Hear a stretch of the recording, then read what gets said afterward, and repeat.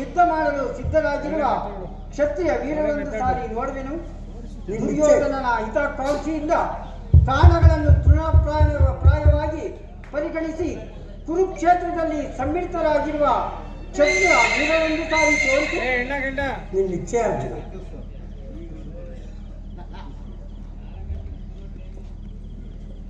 ಅರ್ಜುನ ಪರಮಾತ್ಮ ನೋಡು, ಕೌರವರ ಚದುರಂಗಗಳ ಸಮೇತವಾದ ಸೈನ್ಯವು ಪ್ರಚಂಡ ಚಂಡಮಾರುತದಿಂದ ಉಲ್ಮಿಳಿತವಾದ ಸಾಗರವಂತೆ ಕಾಣುತ್ತದೆ.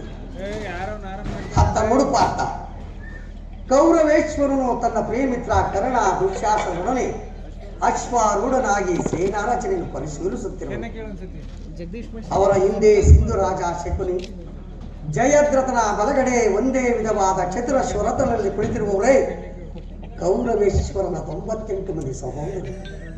ಪಾರ್ಥ, ಆ ಸಮೂಹದಲ್ಲಿಯೇ ದುರ್ಯೋಧನನ ಸಹಾಯ. ಅವರ ರಕ್ಷಣೆಗಾಗಿ ಧನುರ್ಧಾರಿಯಾದ ದ್ರೋಣನು ಸ್ವಲ್ಪ ಮುಂದೆ ದ್ರೋಣನ ಪಾಶದಲ್ಲಿ ಒಲಿಕಲ ದಾರಿಯಾಗಿ ಗಂಭೀರ ಮುದ್ರೆಯಿಂದ ಇತ್ತ ನೋಡು ಪಾರ್ಥ, ಸ್ವರ್ಣಮಯವಾದ ಅಷ್ಟಾಶ್ವ ಶೋಭಿತ ರಥದಲ್ಲಿ ಶ್ವೇತ ವಸನಧಾರಿಯಾಗಿ ಕುಳಿತಿರುವ ಆ ಮಹಾಪುರುಷನೇ ಕೌರವರ ಸೇನಾಧಿಪತಿ ಭೀಷ್ಮ.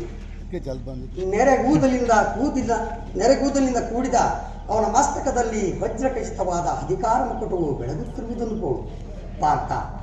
ಆತನು ನಿಮ್ಮ ಪಿತಾಮಹನು, ಭರತ ವಂಶದ ಕೀರ್ತಿ ಜ್ಯೋತಿ. ಯುದ್ಧವನ್ನು ಪ್ರಾರಂಭಿಸುವ ಮೊದಲು ಆ ಮಹಾಪುರುಷನಿಗೆ ಒಂದು ಸಾರಿ ವಂದಿಸು. ಆಜ್ಞೆ ಮಾಧವ. ಭೀಷ್ಮ ಪಿತಾಮಹ, ನಿನಗೆ ವಂದಿಸುವೆನು. ಅರ್ಜುನನ ಪ್ರಣಾಮಗಳನ್ನು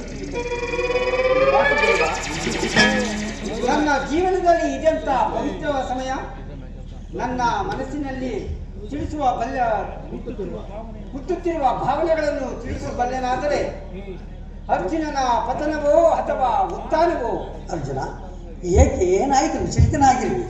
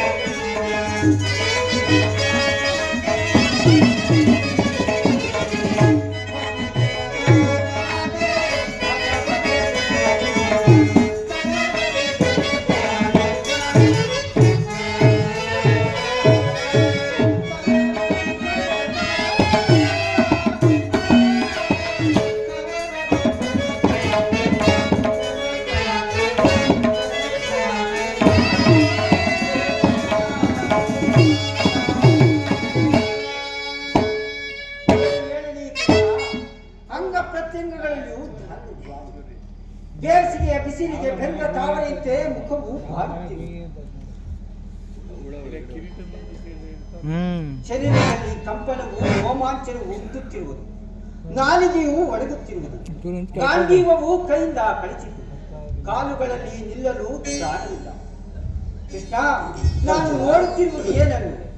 ಇವರೆಲ್ಲರೂ ಬಂಧು ಬಾಂಧವರು, ಗುರು ಹಿರಿಯರು, ಜ್ಞಾತಿಗಳು, ಮಿತ್ರರು, ಇವರೆಲ್ಲಷ್ಟು ಜನರ ಧಮನಿಗಳಲ್ಲಿ ಒಂದೇ ವಂಶದ ಪವಿತ್ರ ರಕ್ತವು ಹರಿಯುತ್ತಿರುವುದನ್ನು ಬಲ್ಲೆಯ?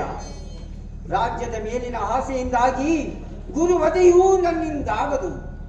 3 ಲೋಕದ ಸಾರ್ವಭೌಮ ಪದವಿಗಾಗಿ ಜಾತಿವಧೆಗೆ ಗುರು ಹಿಂಸೆಗೆ ಕೈ ಹಾಕಲಾರನು ದೇವ.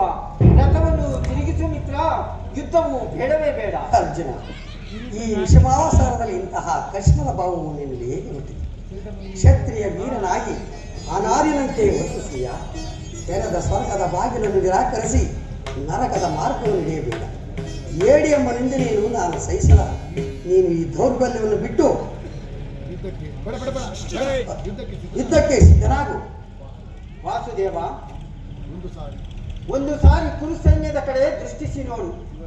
ಭೀಷ್ಮನು ನನ್ನ ಪೂಜ್ಯ ಪಿತಾಮಹನು, ಆಚಾರ್ಯ ದ್ರೋಣನು ಅಸ್ತ್ರ ಶಿಕ್ಷಣವನ್ನು ಕಲಿಸಿಕೊಟ್ಟ ಗುರು. ಪೂಜಾರ್ಹರಾದ ಇವರ ಮೇಲೆ ಬಾಣವನ್ನು ತೊಡುವುದೇ? ಗುರುವಧೆಯಿಂದ ಲಭಿಸುವ ಸಂಪತ್ತಿಗಿಂತ ಭಿಕ್ಷಾವೃತ್ತಿಯು ಶ್ರೇಯಸ್ಕರು. ಬಂಧು ಬಾಂಧವರ ರಕ್ತದಿಂದ ತೊಯ್ದು ರಾಜಭೋಗವನ್ನು ಅನುಭವಿಸುವ ಇಚ್ಛೆಯೂ ನನಗಿಲ್ಲ. ಅಶಾಶ್ವತವಾದ ರಾಜಲೋಭಕ್ಕೊಳಗಾಗಿ ಶಾಶ್ವತ ಧರ್ಮವನ್ನು ನಾಶ ಮಾಡುವುದು ನನ್ನಿಂದಾಗದು. ಸೃಜನವಧಿಯೂ ನನಗೆ ಸಮ್ಮತವಲ್ಲ ವಾಸುದೇವ. ಅರ್ಥ ಅಸ್ತ್ರಗಳನ್ನು ಧರಿಸು. ಪಾರ್ಥ, ಯಾರು ಯಾರನ್ನು ವಧಿಸುವುದು?